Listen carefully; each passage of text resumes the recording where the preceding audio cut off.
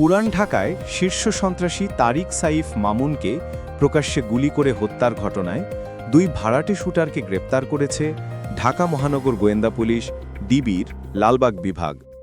গ্রেপ্তাররা হলেন রুবেল ও ইব্রাহিম। দুজনেই পেশাদার ভাড়াটে শুটার হিসেবে কাজ করেন বলে জানিয়েছে পুলিশ। মঙ্গলবার বিকেলে রাজধানীর বিভিন্ন এলাকা থেকে তাদের গ্রেপ্তার করা হয়। ডিবির প্রধান মোহাম্মদ শফিকুল ইসলাম জানান, মামুন হত্যাকাণ্ডে এখন পর্যন্ত ৩ জনকে আটক করা হয়েছে। এর মধ্যে 2 জন মূল শুটার এবং আরেকজন তাদের ব্যাকআপ দলের সদস্য।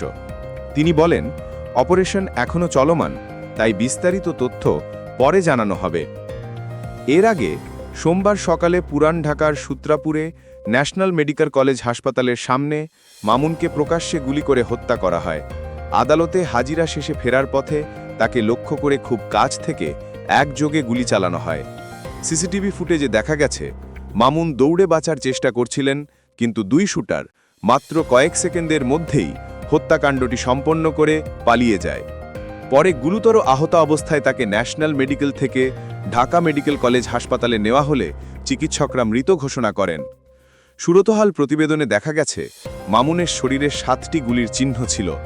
পুলিশের ধারণা, অপরাধ জগতের আধিপত্য ও পুরনো দ্বন্দ্বের জেরেই এই হত্যাকাণ্ড ঘটেছে।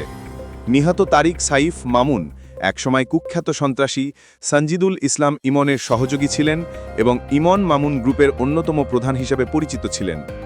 পুলিশের প্রাথমিক তদন্তে ইঙ্গিত পাওয়া গেছে, পুরনো প্রতিপক্ষ জোসেফ গ্রুপের সঙ্গে বিরোধের কারণেই মামুন টার্গেট কিলিংয়ের শিকার হয়ে থাকতে পারেন। ঘটনায় ডিবির অভিযান অব্যাহত রয়েছে।